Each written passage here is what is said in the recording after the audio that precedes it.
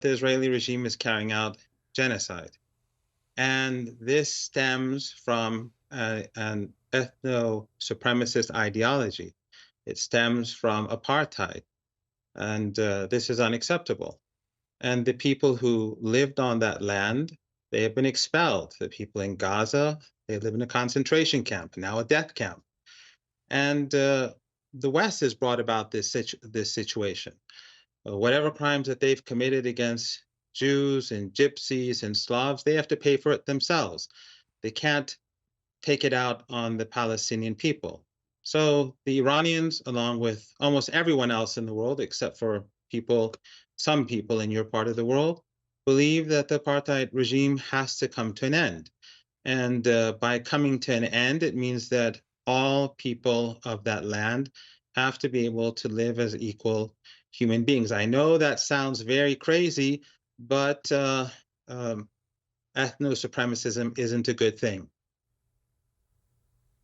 But the position of the Iranian regime is that Israel shouldn't exist, right? Well, the position of the British regime is that Israel as an apartheid state should continue to exist. The position of the American regime is that Israel is... If you could, look, that wasn't the question I asked you, but is the position of Iran's regime... I'm answering. That is, yeah, but what is the answer to that question? I'm getting there. The position of the American regime is that apartheid should continue.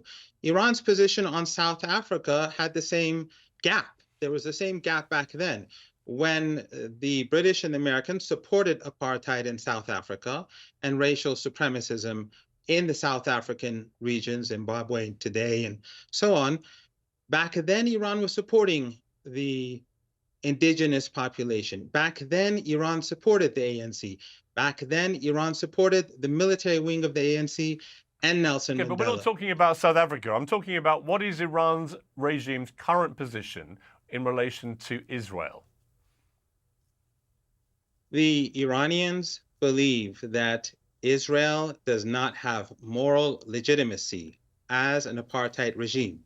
And the only way that it can gain legitimacy is that if apartheid is cast aside, if ethno-supremacism is cast aside, if racial and religious discrimination in the sense that Muslims and Christians are lesser human beings and they don't have any right to the land that they've been on for hundreds of years, that should be set aside. People who have been expelled have the right of return. It's not very complicated. It's not, as you say, rocket science. Well, it may not be complicated to you, but what looks complicated to us is that what Iran has been doing in the last few years, if not decades, has been supporting via proxy groups like the Houthis in Yemen, Hamas in Gaza, Hezbollah in Lebanon, funding and helping to train them to commit acts of war against Israel, firing endless rockets, and as we saw on October the 7th, committing an act of heinous terrorism.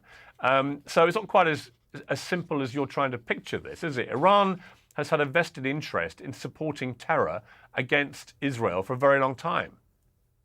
No, I think the regimes that have a vested interest in supporting terrorism are the ones who are giving the Israeli regime the weapons to carry out genocide. And the genocide began long before October the 7th. And the Gaza Strip was a concentration camp long before October the 7th. You know as well as I that October the 7th didn't occur in a vacuum. And the terrorism has been carried out regularly by the Israeli regime on the Palestinians of the Gaza Strip for decades. It regularly bombed them and killed them. And it's not just the Gaza Strip. I think roughly 400 Palestinians have been murdered in the West Bank over the past 6 months.